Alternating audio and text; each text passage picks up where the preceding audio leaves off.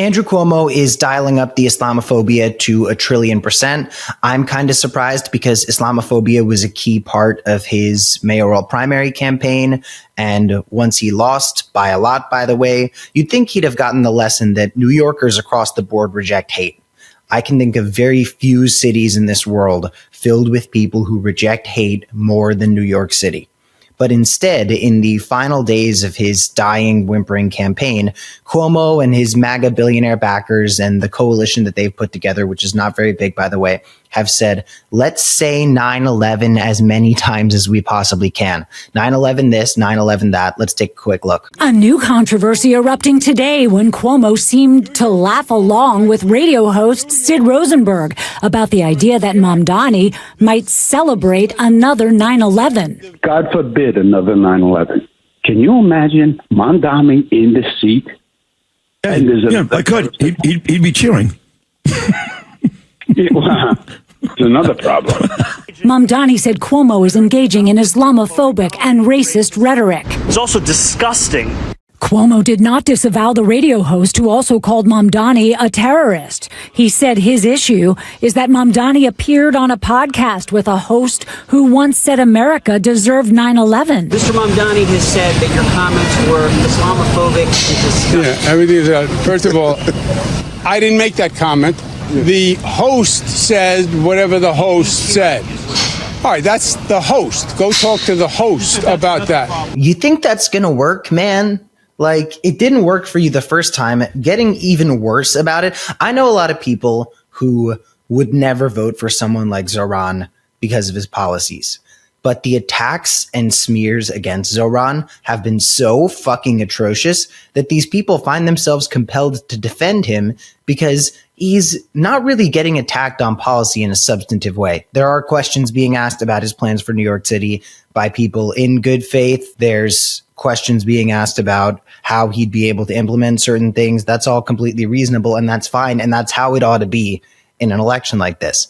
But doing 9/11, 9/11, 9/11, 9/11 about a Muslim guy is, I'm talking about how it doesn't work. It's atrocious by every measure. It's completely unacceptable no matter what context it could possibly be in. But like, it also is just ineffective. Here's Zoran talking about it real quick. Right before you sat down here on Sid Rosenberg's radio show, your opponent Andrew Cuomo said this, quote, God forbid another 9/11. Can you imagine Mamdani in the seat, end quote. Rosenberg responded by saying he'd be cheering. Andrew Cuomo said, quote, that's another problem. I want to get your reaction. This is disgusting. This is Andrew Cuomo's final moments in public life, and he's choosing to spend them making racist attacks on the person who would be the first Muslim to lead this city.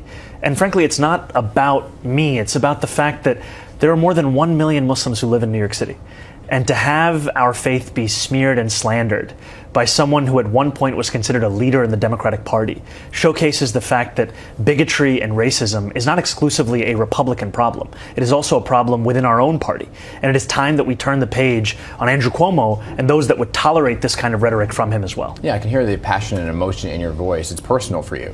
It is. I mean, it just to describe myself and describe Muslims in this manner, it begs the question of why this kind of rhetoric is acceptable when we're speaking about Muslim New Yorkers. Because all Muslim New Yorkers want is to feel a sense of equality and respect that every New Yorker deserves. And even that is being denied. I have been following the last days of the Cuomo campaign very closely. I'm thinking about going to a Young Professionals for Cuomo event tonight. They vet people to get in, and I didn't expect to get I didn't expect them to accept me because I have publicly called Andrew Cuomo a predator, which, mind you, so did his victims. But they let me in. I'm thinking about going. You need to make a $50 donation to the Cuomo campaign to get allowed in. And I don't know if I could bring myself to donate $50 to Cuomo. I know it's not going to mean anything. I know it's not going to go very far for him, and he's already lost. But I just have to figure out if I can emotionally reconcile with that. But last night I was at a Zoran campaign event, and it really shows you, going to something like that, the difference between a campaign that's rooted in advocating for something and positivity and a campaign that is all about fear and exploiting different racist dog whistles and stuff like that. I want to show you a quick clip of what Zoran had to say at the rally. Donald Trump lied. It was up to us to deliver for the working people he left behind. Over the 8 months of the primary, we told New Yorkers how we intended to address that very same affordability crisis. We did not do it alone. This was a movement powered by tens of thousands of everyday New Yorkers who knocked doors between 12-hour shifts at work and phone banked until their fingers were numb. People who had never voted before became die-hard canvassers. Community formed. Our city got to know each other and itself. This, my friends, was your movement. That's kind of what's happening right now, is that Zoran's campaign is talking about the affordability crisis and standing up to Donald Trump. Cuomo's campaign is talking all about Zoran. Sliwa's campaign is kind of talking all about Cuomo. And there's a very stark contrast in the tone. Real quick, I also want you to hear from AOC at the event. It was Zoran, AOC, and Bernie, and it was the biggest fucking turnout I could have possibly imagined for an event in like an off-year mayoral race. Like, I was so shocked at the turnout that they got. It was something you'd see for like a presidential campaign, and the vibes were insane. I ended up getting so overstimulated by the crowd that I started to get a migraine and I had to go home early, which sucked because I had a bunch of friends there. And I was having a good time with them, hanging out with them. A lot of the speakers were great. Some of them left a little bit to be desired, to be honest. But most of them were pretty great. And, you know, I really enjoyed the energy of being at a campaign like that, being at an event like that. It sort of reminded me of the event I went to in Las Vegas when Bernie Sanders won the Nevada primary or whatever in 2020. Everybody was just so hype. Everybody was so excited. There wasn't this looming fear of Trump and of what Trump's administration was going to bring. It was all people thinking about a vision for what was coming next. Here's AOC talking about what makes New York great at the event last night. This city was built by the Irish escaping famine, Italians fleeing fascism, Jews escaping Holocaust, Black Americans fleeing slavery and Jim Crow, Latinos seeking a better life, Native people standing for themselves, Asian Americans coming together in Queens, in Brooklyn, in the Bronx, in Manhattan, in Staten Island, in this country, in a vision to build the freest, toughest, and greatest city on earth. And that's the difference between people who really know New York and love New York and the people who are just trying to stoke fear, right?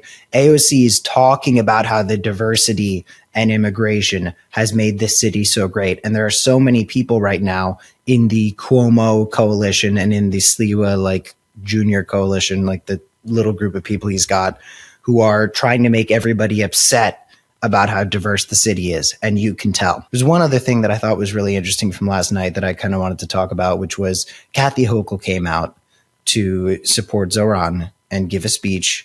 And I think it's great of Hochul to support Zoran. You know, maybe she should have done a little bit earlier. I don't know what Hochul was planning to do. Like, it's not like she was going to fucking endorse Andrew Cuomo, all things considered, knowing Hochul's history with him. But she supported Zoran and then came out to give a speech, and everybody started screaming tax the rich at her because they're expecting her to do more as governor to do so.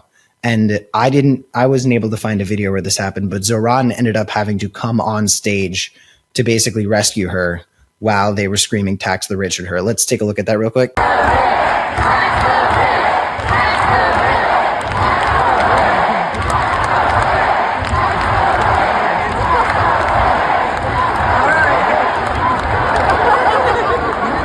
So I'm glad Hochul came out. You know, I do think she should tax the rich. I think maybe the crowd had every right to say that. And she should realize that that's going to be the temperature in New York moving forward, and that she needs a lot of people in New York City to support her who want to see her taxing the rich. But she's had some hits lately, and her time as governor has definitely drastically improved in the past couple months, even compared to what the first couple of years looked like. And I think that she's recognizing where things are moving and she's adapting. You know, I'm obviously not a fan of politicians who only adopt certain policies when they realize that it's going to be more popular, but I prefer that over politicians who see what's happening and see where things are moving and don't move with them anyway. But yeah, that was the event last night, and that's what's happening right now in terms of the Islamophobia. Again, Cuomo has missed certain opportunities to really capitalize on different weaknesses in Zoran's campaign. Oh my God, at the mayoral debate, Zoran refused to take a position on Props 2 through 5 in New York. I just voted on them. I voted yes yesterday. By the way, everybody in New York City, early vote. It's extremely easy. And it's probably a lot quicker than voting on election day will be. I was in and out of there. That's my Manhattan Votes Early sticker right there. I don't have the Zoran poster back here as like an advertisement for Zoran. I mean, I think that he's the better choice between himself, Cuomo, and Sliwa, and Eric Adams, who, despite dropping out and endorsing Cuomo, is still on the ballot. I just like the color scheme and the design, and I'm going to need shit behind me since this is my new setup. But anyway, I voted yes on Props 2 through 5 yesterday. 2 through 5 are propositions on the New York City ballot to get rid of a lot of the red tape that makes it harder to build affordable housing. Progressives and moderates alike are behind this. The only people who are speaking out against Props 2 through 5 are city council members who don't like the fact that it limits their power. And I'm honestly shocked by how many of these people are like standing up against this. There's some very smart city council members like Alexa Aviles, who's presumably going to be running against Dan Goldman in New York's 10th congressional district, who were not supportive of these measures. Who were supportive of these measures and were not outspoken against them, because there's really no defense, in my personal opinion. Like the way things are right now, it is so fucking hard to build certain types of affordable housing. And this isn't even like an abundance pilled thing. I mean, it is in line with what the abundance book by fucking Ezra Klein, who I hate, advocates for. But it's just very common sense shit. And again, lefty progressives and moderates who are, nearly Republicans on most things all agree with it. It's just this weird thing where certain city council members refuse to cede power. Anyway, that's the current vibes on the New York City mayoral race. I'm kind of ready for it to be over, to be honest. I'm sick of hearing about this shit. It should have ended in the primary. It's been great to get a lot of funny moments from Curtis Sliwa. That has been a joy. But other than that, the last thing I'll show you is I was talking to Michael Moores, one of his documentarians, and it was when I was saying what's up to my friend Hassan Piker, who a lot of people in my Bulwark community get really pissy about me hanging out with Hassan Piker. And to them, all I can say is, I hope you get equally pissy at the Crooked Media guys who invited Hassan to Crooked Con, at which many of your favorite political commentators from the center spoke. I hope you get as pissy at The New Yorker, because Hassan is part of the New Yorker Fest.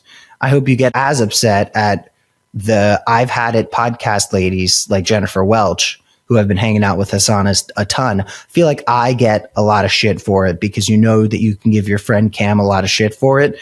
But a lot of people who you all like, by the way, are just as buddy-buddy with Mr. Piker. Mr. Piker has turned more young people into blue voters than most of the people that you like. And you don't need to agree with him on many things. I don't agree with plenty of people who I really like on a lot of things, but it's just go easy on me, okay? Because other people do it too. But anyway, I was talking to Hassan, and then Michael Moore's documentarian wanted to chat with both of us. And he pointed out that I played Melchior Gabor in a production of Spring Awakening back in Parkland.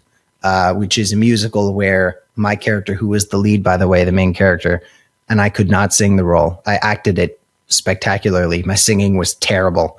But Melchior is a character who forces himself on the female lead on stage, who, thank God, was played by a queer woman who had been one of my best friends for like 10 years. So the physicality of those scenes was fortunately not that awkward for us, just because we were so comfortable with each other. Like, Melchiors and Wendlas across the country probably had to have a lot of very difficult conversations that my Wendla and I got to just kind of like touch on, but you know, we were just so comfortable with each other. But this is just a funny exchange from Hassan's stream that I wanted to show you about that specifically. Let's take a look. Damn, this guy. I was like, I got it. We've known him since he was a 17-year-old. Yeah. We went to Spring Awakening to see him perform Spring Awakening in Parkland. Musical where I played someone who did some unseemly sexual acts on stage. Oh, okay. That's a very progressive cool. Public school system. Can we interview you both? Yeah, we're live as well right now, just so you know. Okay. Hey everybody, real quick, I had to jump in right after I started recording this video. There has been an update. We have Kathy Hochul's response to everybody screaming at her from the audience, and I just wanted to share it. I thought they were saying "Let's go Bills." I wasn't sure. I mean, when you're up there, I heard some noise. I heard a lot of cheers, but later on, it became clear to me that I know there's passion for that. I mean, I went in there as the leader of the Democratic Party, whose job it is to unify behind the Democratic nominee. Okay, so there is no room for Bills fans anywhere, not even in Buffalo. Thank you. All right, everybody. Well, if you're in New York City, vote your values. If your values are Cuomo, so be it. You know everything you need to know about the guy by now. If your values are Curtis Sliwa, hope you enjoy I hope you adopt his red beret as well, because it's a statement. And in a world filled with unoriginal people, it's nice to make a statement sometimes. With Bulwark, I'm your friend Cam Kasky. You'll be hearing from me very soon.